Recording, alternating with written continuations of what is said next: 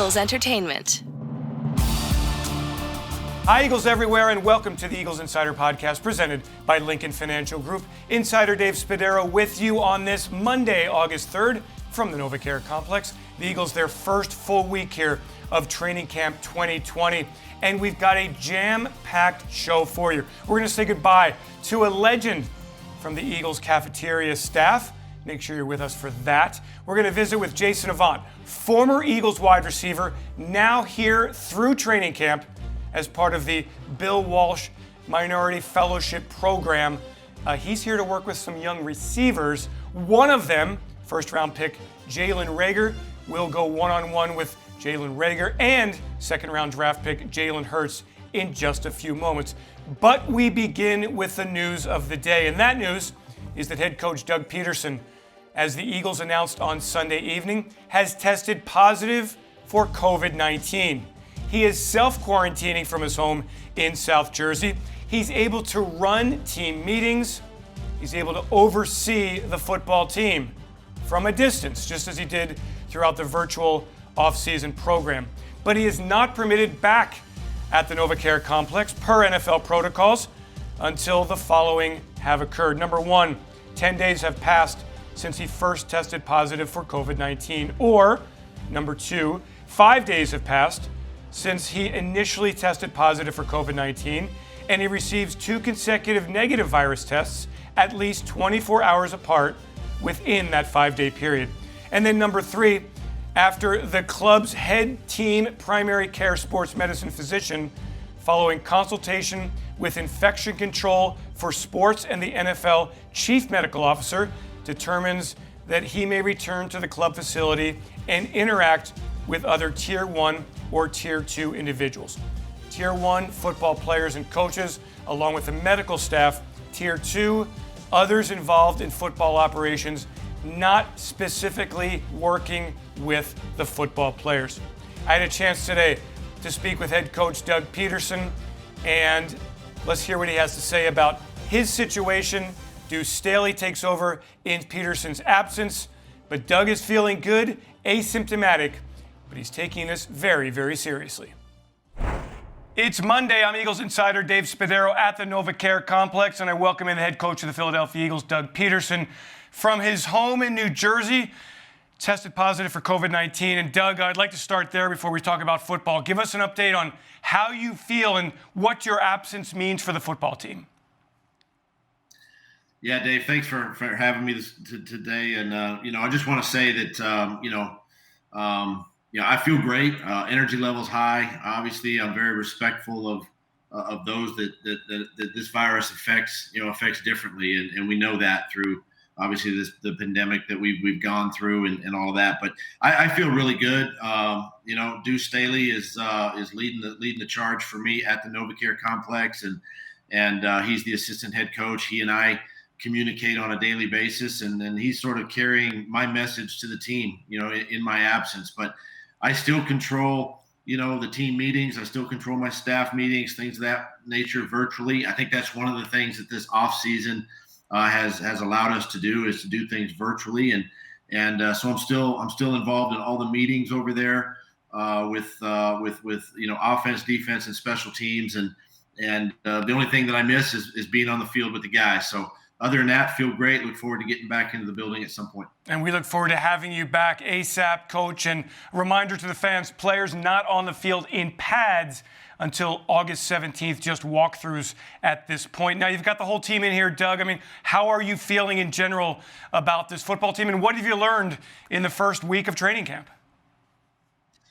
Yeah, well, the first week was spent primarily with the rookies, and then of course we got Carson Wentz and Nate Sudfeld and Kyle Laletta and those guys back in there, and they got to work with the rookies for a couple of days, and it was really good to spend, because we missed so much of the offseason, missed all of the offseason actually. We got to spend this past week with our rookies and just kind of get them caught up to speed. I was really impressed with how these guys came in, the retention of the information that we provided this spring virtually, how much information they retained, and that was really an eye opener, an exciting eye opener for us as coaches. And today really is the first day that the whole team is together. The veteran group 3 that we call them, are in the building, and it's all an acclimation period. So it's strength and conditioning, it's classroom, and then it's just walkthrough. Again, we're not in padded practices till later in the month. But yeah, I'm excited. The guys are in the building. We're finally get to see the pieces of the 2020 Eagles football team. Doug, speaking of Carson, he came in. It is clear he is ripped. He has bulked up in this offseason. What does that mean to you for a quarterback entering year number 5? It means everything that he, obviously he loves the game of football. He loves the Philadelphia Eagles, loves our fans.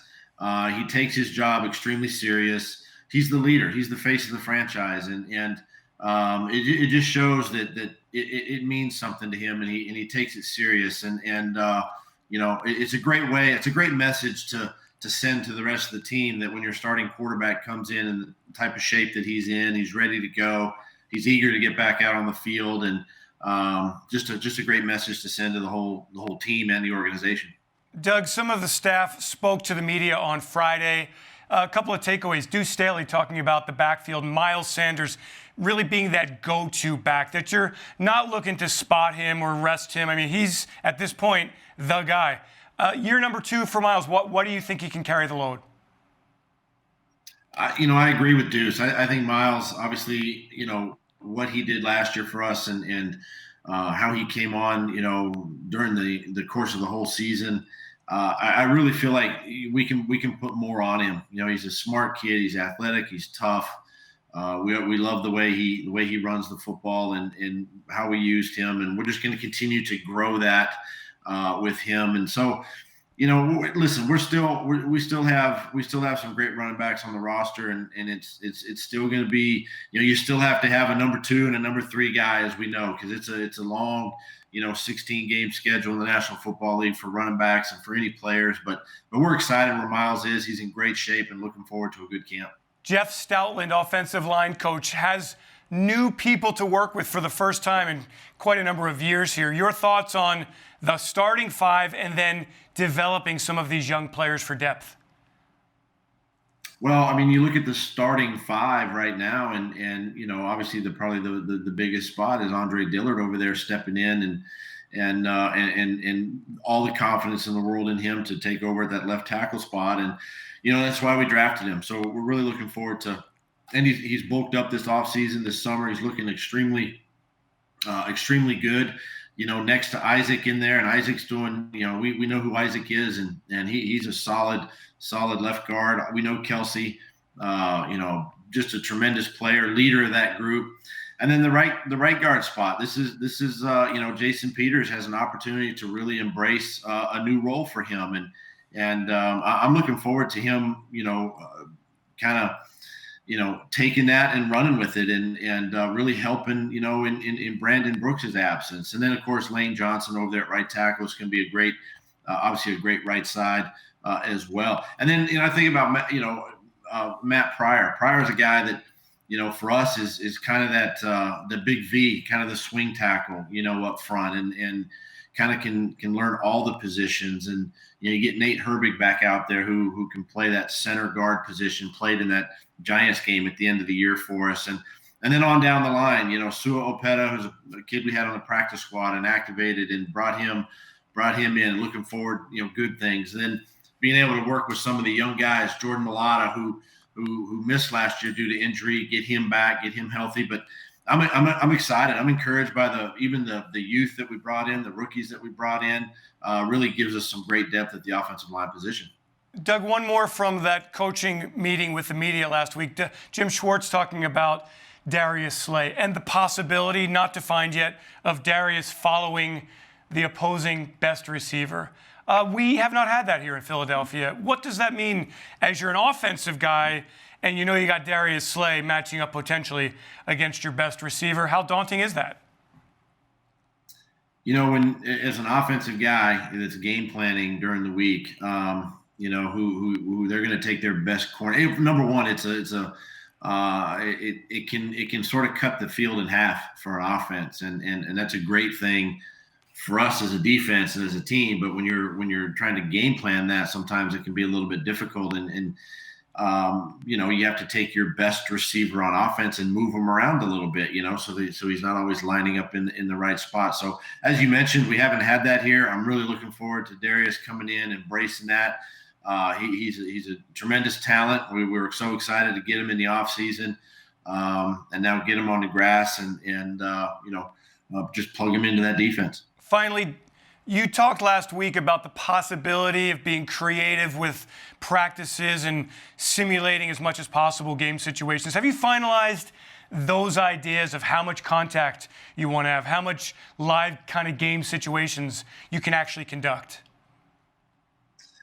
I have, and I'm still working through some of that right now. Because at the same time, you want to be as physical in a short amount of time as you can, but at the same time, you got to be smart, because obviously we know injury can be a part of training camp, and we don't want to, set anybody back. But we do know that this is a contact sport.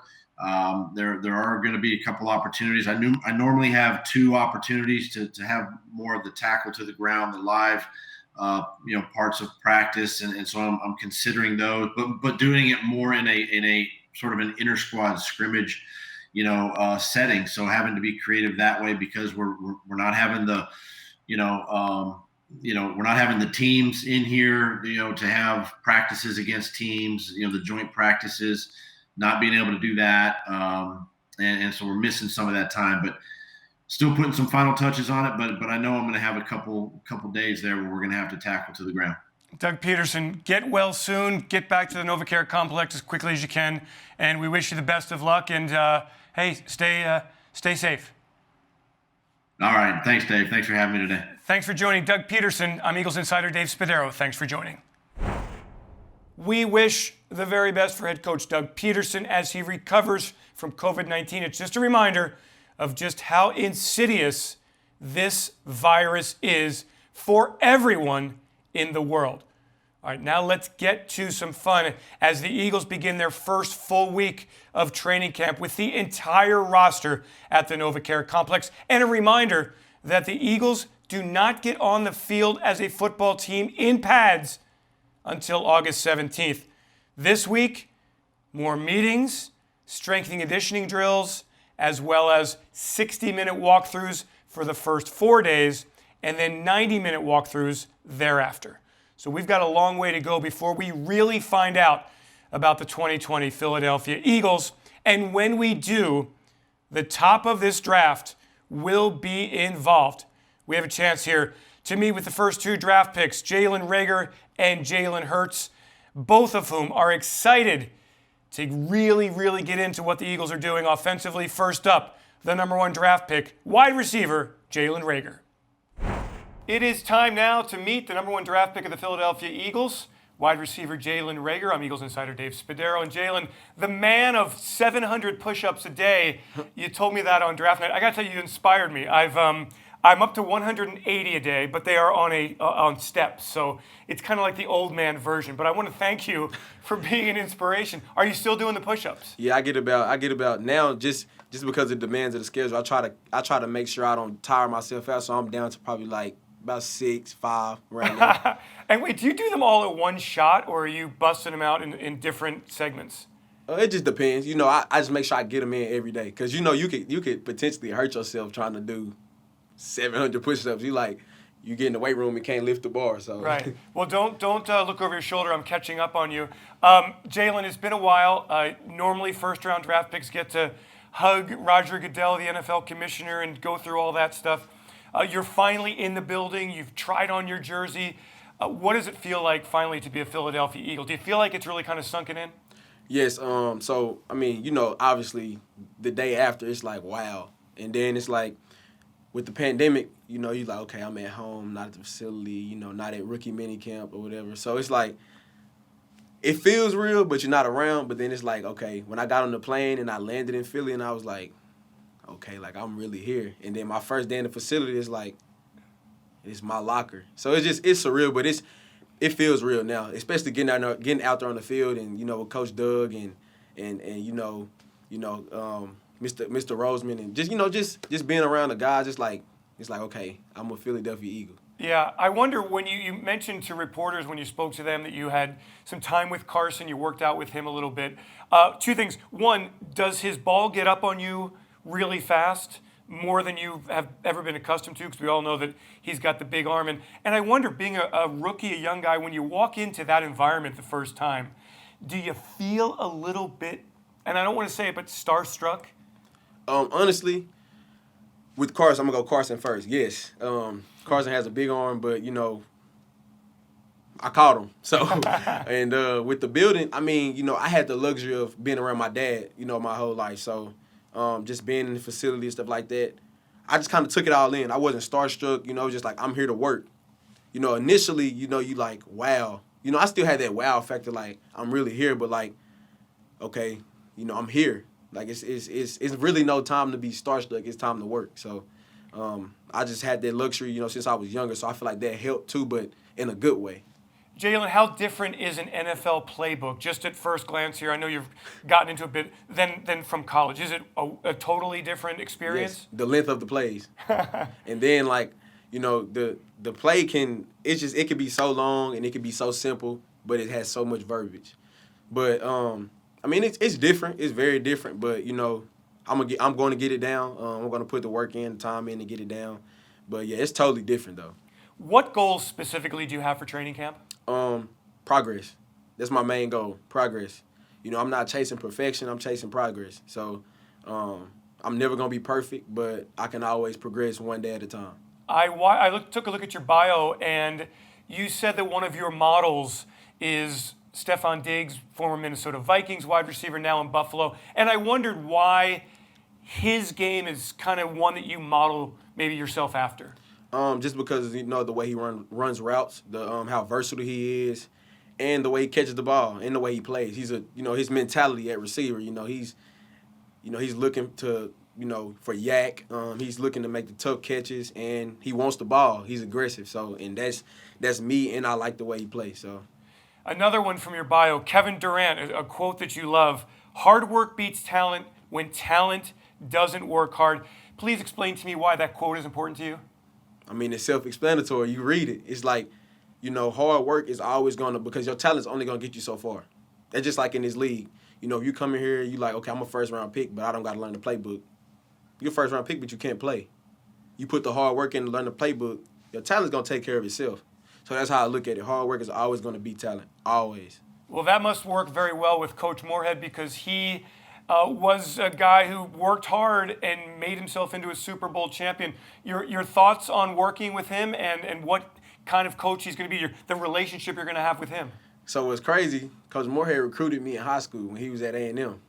And I had the luxury of being around him. Also, he played with my dad. So we've always been, I've always been, that's my guy. So just being here and like knowing this is my coach, but he treats me as like, like you can come to me for anything. It's like it makes it that much better. That means he's gonna get into your butt a little bit harder then, because he already knows you. He already knows what you can take, and you already know what he's like. So that's right. That's a great start. Hey, I wondered, how has life changed for you since you become a first-round draft pick? Like I said before, I've had the luxury to be around my dad, so I've, I kind of know how to control certain things, and the things people always say, the people that always have their hand out, learn how to say no, and just. But I'm just getting used to, because I'm not the type like I love to put show appreciation and stuff like that for the for the organization, because I'm not a glitz and the glam type guy. Like, I'm kind of under the radar, but I'm just getting used to the media and the cameras and everything. So, but I mean, I feel like I'm gonna adapt very well, because it doesn't bother me, and then I handle it the right way. Jalen, final one, if you would please finish this sentence. At the end of my rookie season, I'm going to be ... Super Bowl champion. Oh, now we're talking, my man. Jalen Reagor, thanks so much. Great to finally see you after talking to you after the draft, and best of luck this training camp. Thank you. Thanks for having me. Thank you. And now let's talk to Hurts, who was so prolific in college, at Alabama, at Oklahoma. The Eagles made a stunning move in the 2020 draft when Hurts' name was announced. We're the 53rd pick in the 2020 NFL Draft, the Philadelphia Eagles select Jalen Hurts, quarterback, Oklahoma. Hi, Eagles everywhere. I'm Eagles insider Dave Spadaro with Eagles second-round draft pick Jalen Hurts. Jalen, good to see you. I want to start with something a little bit unusual. I saw in your bio that you were starstruck once when you met Kobe Bryant. So I wonder, when you walked into the Eagles locker room and you saw the Kobe rules, what was your reaction? I just actually saw it recently, and it doesn't get no better than Kobe. Yeah. I think the legacy he left will live forever, and I admire him in so many ways. I got the Ali shirt on as well, so I love some Muhammad Ali, some Michael Jordan, and I love those guys, the mentality they had. I loved it. Yeah, how would you describe that mentality? And do you feel like you share that, that quote-unquote sports-wise killer mentality? I think growing up as a kid, you see, what greatness looks like. You just strive to be the best version of yourself every day. And like many other athletes around the world, we've been blessed with a lot of great people we can look up to, a lot of great people who can set the right example and who have left, like I said, many legacies. And three guys that I love dearly are Michael Jordan, Muhammad Ali, and Kobe Bryant. Love it. Jalen, you walked into a new situation in high school and you conquered it. You walked into a new situation at Alabama and you conquered it. You walked into a new situation at Oklahoma and you conquered it. You're doing the same thing here. What is the mentality that you have going to a new environment and establishing yourself as a person, as a teammate, and also as a quarterback? Yeah, you talked about that in, the high school, college, and the different things that, I've had to conquer, so say. And I think I've had values that I've always had, and values from a little kid that have never changed. And I carry those with me everywhere I go. And that's the biggest thing for me right now is just improving every day. Improving every day, pushing myself every day, soaking everything in, and setting the right example for my peers, and I'm just taking those steps. In college, you have to master a game plan, a playbook. How different is the Eagles' playbook just in terms of the volume of information that you have to learn? Is it an amazing difference? Is it a tremendous difference? It's a different deal. I think we have a lot of great coaches, and I have great people around me that help me with that adjustment. So, we're starting to kind of crank it up and get rolling now. So I'm just excited to continue to work with those guys. Jalen, did it require you coming to Philadelphia to really sink in that you're a member of this football team? Or were you able to kind of experience that during the draft weekend and then throughout the offseason? I'm very excited to be here. I just recently signed, so I've always been about the next thing. And, I'm just ready to work and working really hard now and building relationships with my teammates, and we're working. So that's what's most important to me. Jalen, your thoughts on not having preseason games and how you have to get ready for an NFL regular season without the benefit of playing in the preseason? It's so what now? You have to respond to the situation and attack it. So I'm in attack mode. I like to hear that. What part of your game do you feel like you really want to work on and improve the most? I think that comes with comfort of the system you're in. When you talk about comfort, that goes back to how knowledgeable you are of everything. How can you spit everything out? Do you know what you're supposed to do with the ball? Do you know your reads, your checks, and all those things? So just growing in that, getting a better understanding of what's going on, and hopefully at some point knowing it like the back of my hand. Jalen, how has the cooperation been with Carson and with Nate and with Kyle? I know it was a virtual setting, but in that quarterback room, how helpful have they been for you just taking those first baby steps into the NFL? It's just been great to hear their perspectives on the game and the offense we run. Kind of hearing his thoughts and his thoughts, and then hearing Coach say it and putting them all together, just soaking all that in. And it's been great. It's been a very good deal for me. Have you looked up Doug Pederson from his days as an NFL quarterback? Would you tell me something I don't know? Well, I'll tell you that he won Don Shula in Philadelphia against the Eagles at Veterans Stadium. Doug Pederson was the quarterback who won Don Shula's record-breaking game. Did you know that? I didn't know that. Yeah. So he's got some respect, no doubt about it. Last one for you, Jalen. We talked about this on the Eagles Insider podcast earlier, but it was such a great story, and I would like you to tell it again if you could. Pulling on that jersey number 2, and what that number 2 has meant to you in your football career. Yeah, I wore number 2 in high school due to my brother. Looked up to my brother, and I learned a lot from him, and we still talk daily about ball and just life, and we have a very special relationship, and I wear that number because of him. I wore it at Alabama and kind of left that mark there, that legacy there, and ended up wearing the number 1 my last year at Oklahoma, and now I'm back to the basics. Number 2 quarterback, Philadelphia Eagles, second-round draft pick Jalen Hurts. Thanks so much for joining us. Great to see you. Good luck in training camp. I hope everything goes the way you want it. Thank you, sir. For this offense to work, and for the most part, it is a veteran-laden group that will start the season at Washington on September 3rd.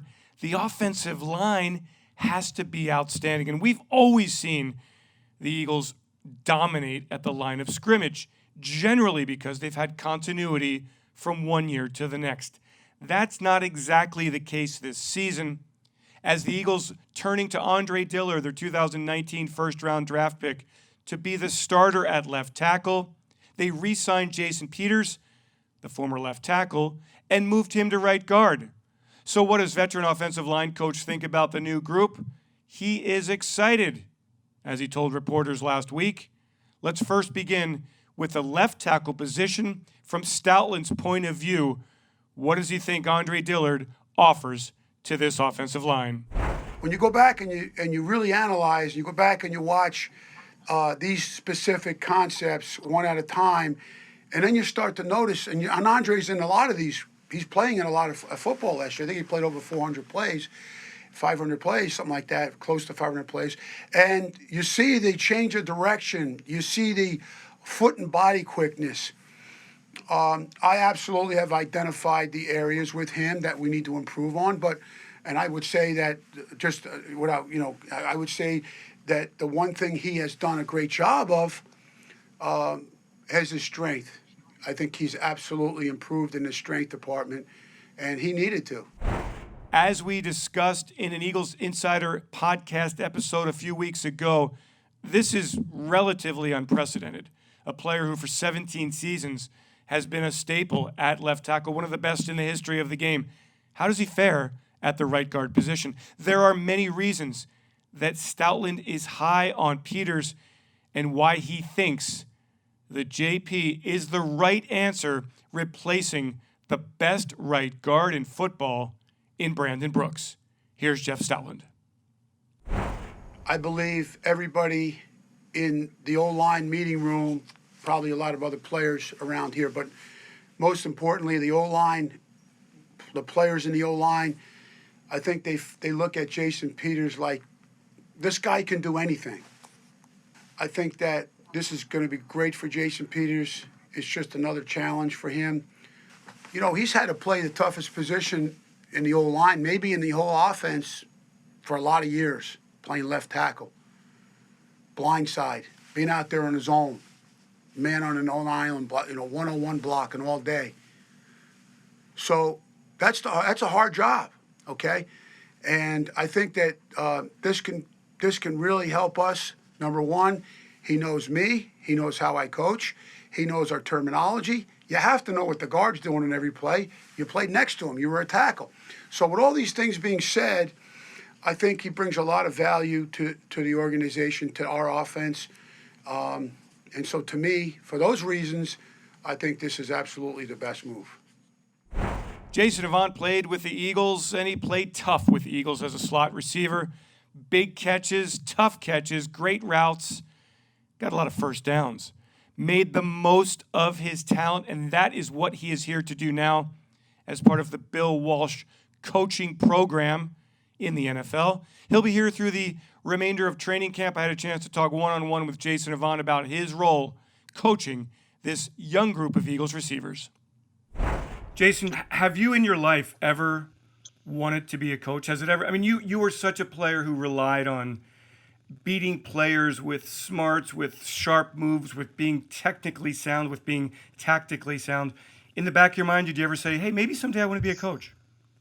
It's always been there. I've always had I was a coach when I played, with my teammates and with the receiver room. I was the one that was always giving out the information that the coach wanted me to, relate to the players. So it was always something in me to try to see if I really wanted to do it. So, but I'm a coach at heart.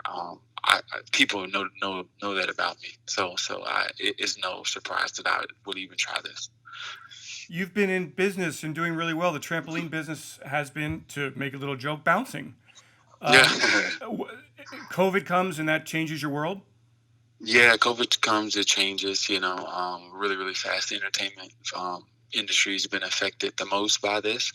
And so I'm sitting there twiddling thumbs to see if we're going to reopen, all of those things, and waiting it out until, we get the clearance from the government to reopen our business type. So in the meantime, I'm like, hey, what can I do? And I always had this passion to see if, to coach and to give guys information. So I reached out and they, would say that this is a great year to help with the 3 receivers. And it was kind of a no-brainer for both parties. So what is the time commitment, Jason? When did you reach out to the Eagles, and then when did you coach all the way through training camp? Yeah, so I reached out to the Eagles about 3 months ago, and they said they didn't know how training camp was going to go because everything was in the air. And so I started when they came in the first day of training camp here on Saturday. Okay.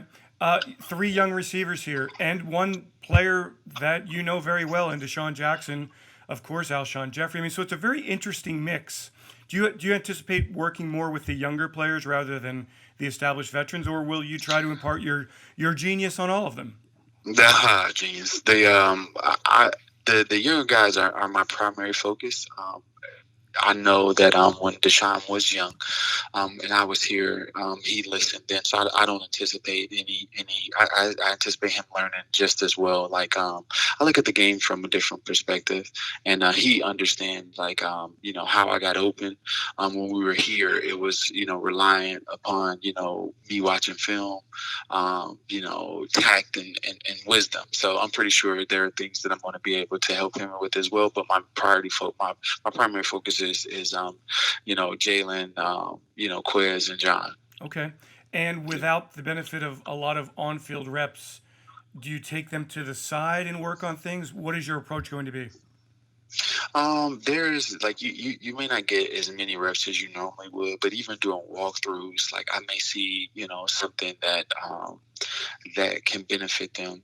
The biggest thing is for a young receiver is going to be able to get off press. That's the hardest thing to do in this league because the guys are so patient here.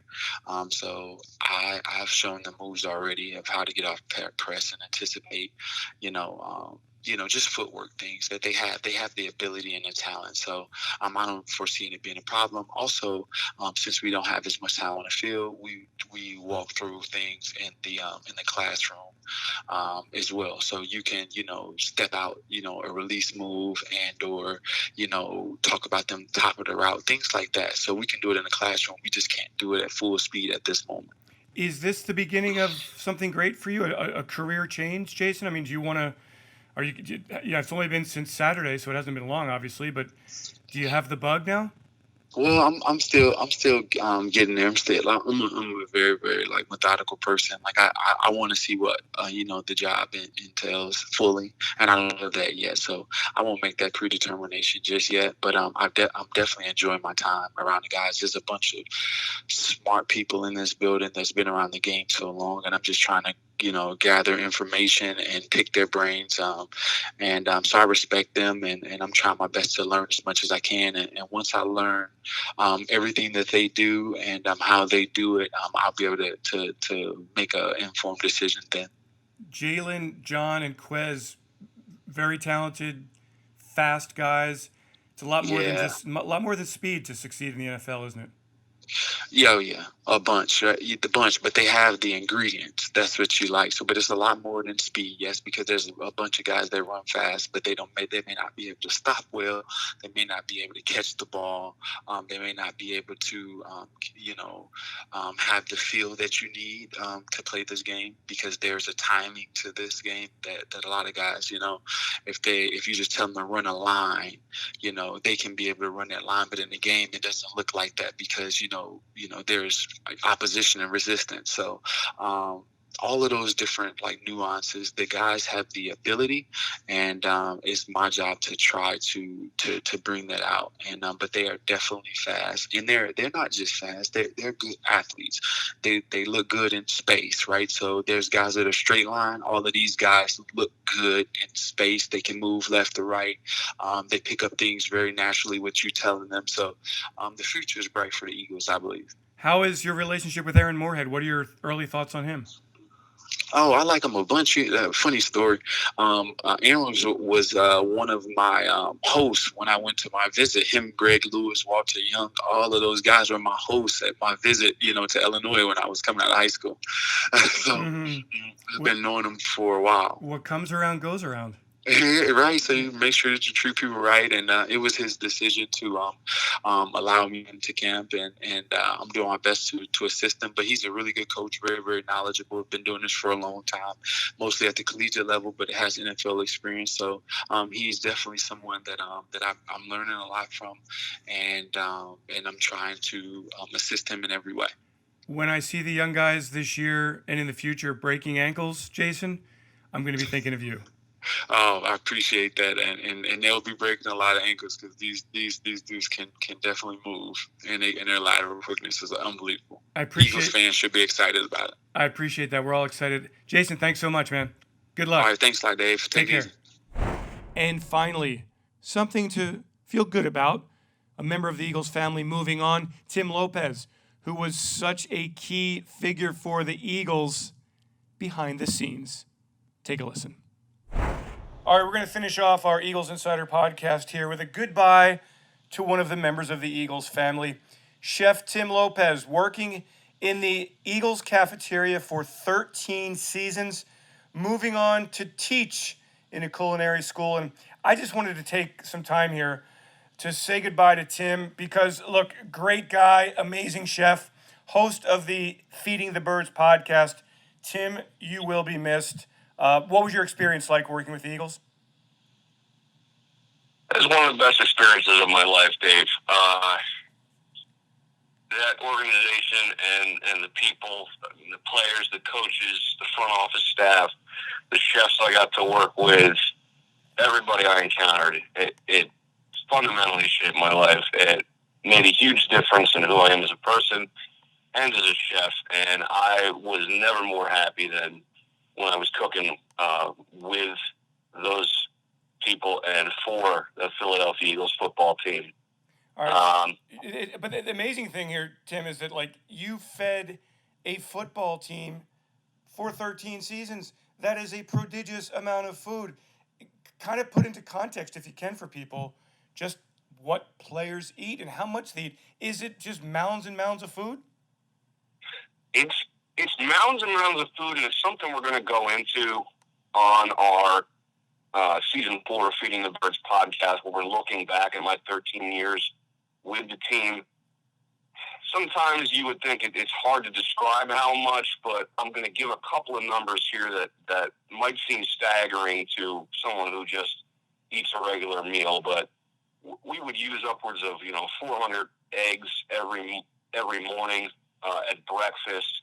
There might be, over a course of a season, about a little over 3 tons of fresh salmon prepared and served for not only our team, but our whole organization. the amount of fresh fruit we're going through during a week is close to 400 or 500 pounds. Just to name a few numbers there, I mean, that sounds like a staggering amount of food to prepare and cook and present. But think about what it was like to eat, to keep this organization rolling, and nobody ever disappointed me. The appetites were always there. People were always hungry. They were always excited for new recipes we would come up with and new techniques and different equipment that we would use to prepare this amazing food, from a patio grill that was installed this last season for our team dinners, to our amazing pizza oven that came in 2 years ago, to just the skills and abilities of all the fantastic professional chefs and folks that I work with in that Eagles NovaCare kitchen. I mean, it was a blessing to work there, and just to create that much quality food for the best team in the NFL. It was a life's goal. It was incredible. All right, let's go to my favorite meal. You know what it is, the Friday morning breakfast rice. Give me the recipe. Give everybody the recipe. People, it is incredible every Friday morning. For 13 years, Tim, preparing this, what goes into this fantastic meal? It's a 19-year tradition, started by Chef Steve Romice back in 2002. I believe NovaCare opened in 2001. Essentially, it's a borrowed recipe from Hawaii where they used to make spam fried rice, and the chef at the time decided he was going to do it with the best applewood smoked bacon we could get. So you have to start with the bacon. The bacon is the core of this tradition. Really good bacon. You chop that up raw, and you want to render that in a hot pan. Get some of the fat out of that. Get the bacon nice and crispy. Then you dice up a couple onions. You put that in there. We mostly would go white or yellow onions. You want to fry those onions till they're translucent. You got your crispy bacon and your fried onions. And then to that, you're going to add some steamed sushi rice. And the rice is as important as the bacon. It has to be sushi rice. The short grain, sticky sushi rice lends the flavor and the texture that makes this rice undeniably separate from any other rice concoction we're coming up with at the Birds. And once you get your sushi rice in there, you get coated with that bacon-onion mixture. You're going to scramble some eggs on the side. You're going to add some soy sauce, a little bit of sugar, some fresh ground black pepper. Sometimes at the end, we'll top it off with a little bit of teriyaki, a homemade teriyaki sauce we do.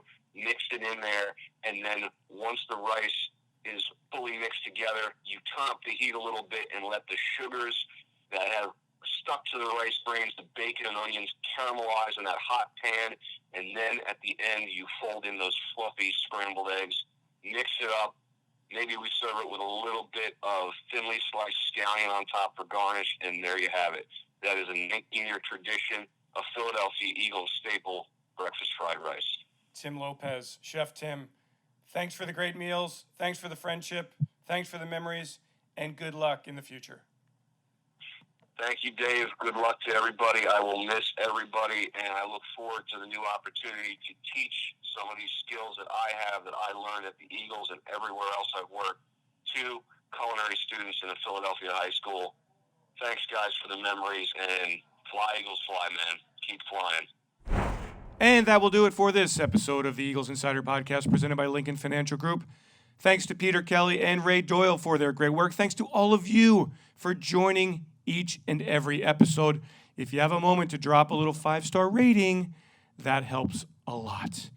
We got a lot more to get to here as training camp continues in this Phase 1 and Phase 2 portion. Remember, the Eagles not in pads until August 17th. Between now and then, a lot of mental work, walkthroughs, strength conditioning work, and these young players just getting thrown so much information. Everybody here, everybody ready to go at this physically distanced NovaCare complex. I'm Insider Dave Spadaro. Thanks so much for joining me. Have yourselves a great Eagles day, and fly, Eagles, fly. E-A-G-L-E-S, Eagles!